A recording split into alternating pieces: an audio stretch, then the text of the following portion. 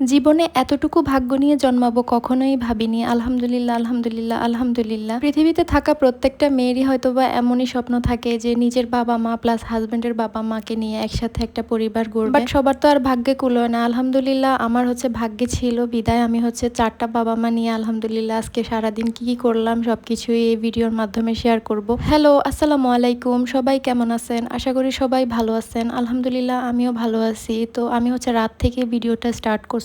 রাতে আব্বু হচ্ছে একটু বাজারে গিয়েছিল, টুকটাক সবজি আনছে। এখানে হচ্ছে কলা আনছে, সিম আনছে, বরবটি আনছে আর কিছু সবজি আনছে। আম্মু সবকিছু বের করে গুছিয়ে রাখছিল আর আমি হচ্ছে কলাগুলা বের করে একটা কলা খেয়েছিলাম। এটা হচ্ছে পরদিন সকালের ভিডিও। সকালে ঘুম থেকে উঠে আমি চলে গেলাম রান্নাঘরে, গিয়ে হচ্ছে নাস্তা বানাবো সবার জন্য। যেহেতু আমার শ্বশুর শাশুড়ি প্লাস আমার আব্বু আম্মু সবাই আছে, অনেক বেশি ভালো লাগতেছে। জীবনে এত সুন্দর বা এত ভালো একটা দিন কাটাতে পারবো বা এত ভালো একটা দিন আমার জীবনে আসবে কখনোই ভাবিনি। সবকিছুর জন্যই আলহামদুলিল্লাহ। বাট এমন দিন প্রত্যেকটা মেয়েরই স্বপ্ন। যাই হোক, আমি সকালে নাস্তা বানিয়ে সবাইকে খাইয়ে দিয়ে তারপর হচ্ছে রান্নাবান্নার কাজে লেগে পড়লাম। যদিও আম্মু আমার সাথে সব কাজে হেল্প করছে। নাস্তা খেয়ে আব্বু হচ্ছে একটু বাজারে গিয়েছিল, সাথে আমার শ্বশুরকেও নিয়ে গিয়েছিল। ওরা হচ্ছে টুকটাক ২-৩ আইটেমের মাছ নিয়ে আসছে। আম্মু সবগুলো মাছ কাটাকাটি করে তারপর হচ্ছে গুছিয়ে ফ্রিজে রেখে দিচ্ছিল। এখানে হচ্ছে ডাটা শাক কেটে নিয়েছিল, ডাটা কেটে নিয়েছিল আজকে হচ্ছে রান্না করার জন্য। মানে আজকে যা যা রান্না করা হবে সবকিছুই রেডি করতেছিল। আমিও আম্মুকে হেল্প করতেছিলাম, দুজনে মিলেই কাজ করতেছিলাম।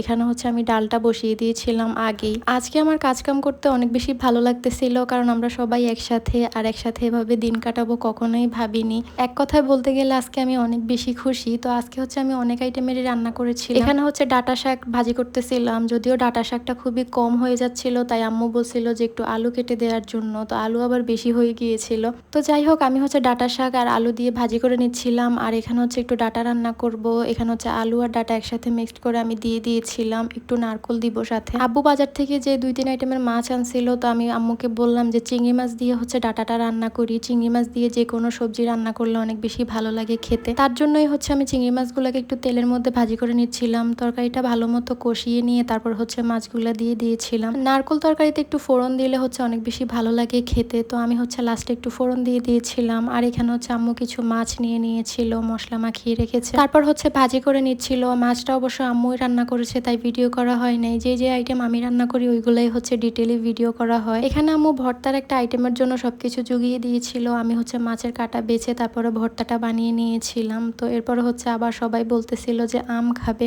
আমাদের গাছে আলহামদুলিল্লাহ অনেক বেশি আম হয়েছে, গত ভিডিওতে মেবি দেখেছেন। তো আব্বু, আপন, শাওন সবাই মিলে গিয়ে হচ্ছে আম পেড়ে আনছিল। আমি অনেকবারই বলে দিয়েছিলাম যে অল্প করে আম আনার জন্য, তারপরেও মনে হচ্ছিল অনেক বেশি হয়ে গিয়েছিল। আমগুলা সাইজ দেখেই মনে হচ্ছে আমগুলো অনেক মিষ্টি। এই আমগুলো হচ্ছে কাঁচা থাকার পরেও হচ্ছে খাওয়ার সময় অনেক বেশি মিষ্টি লাগতেছিল। এই বছরই ফার্স্ট টাইম এই আমগুলা টেস্ট করা আমাদের, তো এটাই হচ্ছে ফার্স্ট টাইম খাওয়া। আমি আমগুলো সবগুলোই চিলে নিচ্ছিলাম। আপন আবার আমাকে ভিডিও করে দিচ্ছিল।